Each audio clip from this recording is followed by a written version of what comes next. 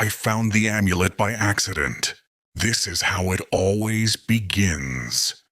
Without pathos, without a premonition of trouble. Just a thing that shouldn't have fallen into the hands of a living person. This happened at the end of November, when the days were shorter than thoughts and the nights were longer than fear. I came to the village of Stavki to sort out my late grandmother's things. The hut stood on the edge, old, crooked, with a black porch that creaked as if it remembered every step in the last 100 years. Inside it smelled of dampness, dry herbs, and something bitter. Church. Grandma was strange. She didn't go to church, but she always prayed, just never out loud. The amulet was lying in a chest under a pile of old handkerchiefs. Dark metal, almost black, cold even in a warm room. The shape is a circle with carved signs that did not resemble either Cyrillic or Latin. In the center is a symbol that looks like an eye, but elongated, as if it was looking from the side. When I picked it up, my fingers were slightly numb. Ah, strange. I muttered but did not let go. There was a scratch on the back. Not a scratch, but an inscription. Very small. I brought it to the lamp and read, "Don't wear it after sunset." I smiled. Grandma's prejudices. I put the amulet in my jacket pocket just so I wouldn't get lost. And it was at this moment that something flashed in the room, like a shadow, but not from the lamp. She slid across the wall, a human silhouette, without details, thin, as if cut out of smoke. I turned around abruptly. "No one. I'm tired," I said to myself. Nothing happened the first night. Second, I woke up at 3 in the morning with a strange feeling, as if there was someone in the room. Not noise, not footsteps. Presence. The air was thick, like before a thunderstorm. I looked at the door, and then I saw, in the darkness, near the closet, stood a silhouette, blacker than the night. He didn't move, just watched.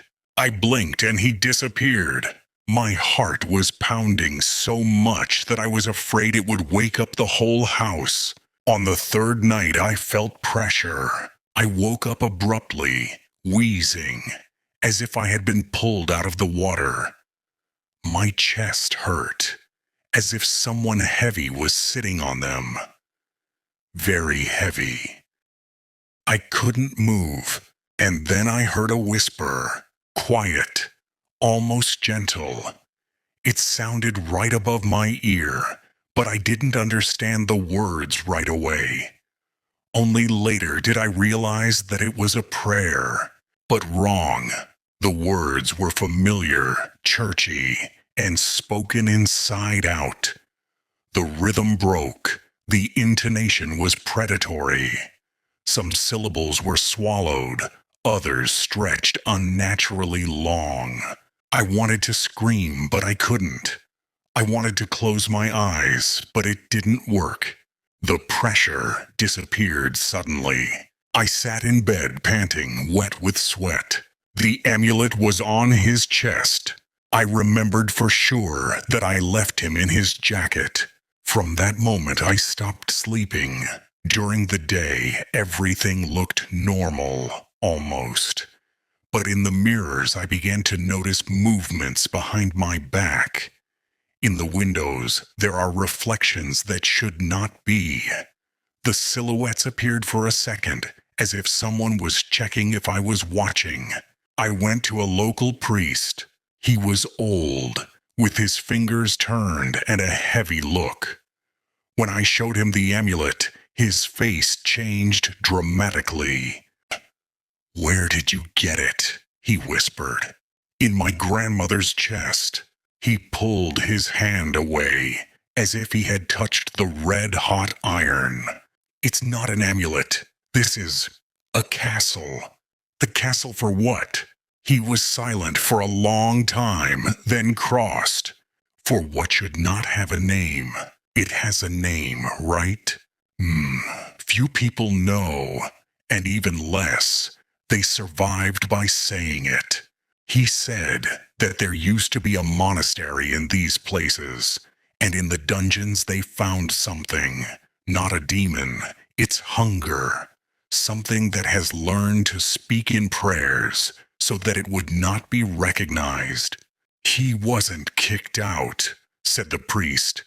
"He was locked up in a person." I felt the cold run through my back. "In a person?" "The amulet is a seal. The one who wears it becomes the door." That night, I woke up at 3 o'clock. The pressure was stronger.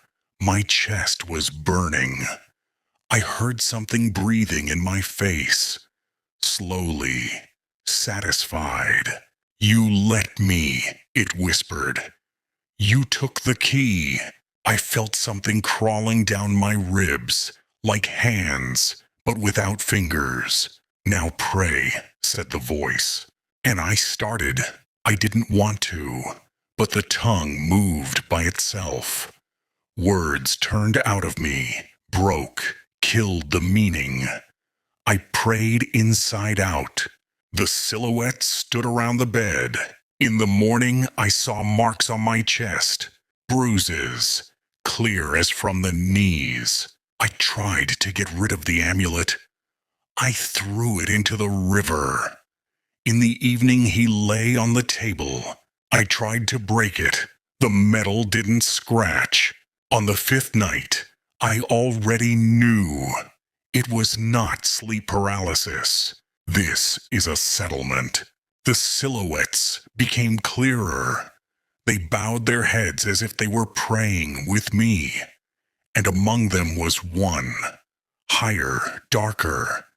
He sat on my chest. "A little more," he whispered.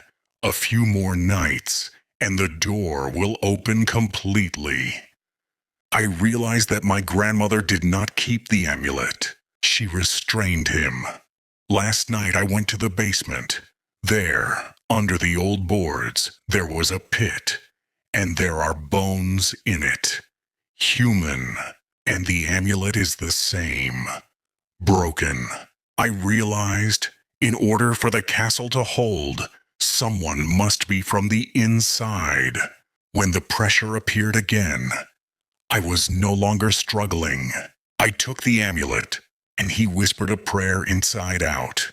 The silhouette sat on my chest, and I felt him come in. The house was quiet in the morning. The amulet was in the chest, and I stood by the window and waited for someone else to find the key. Because hunger does not disappear. He just changes the door.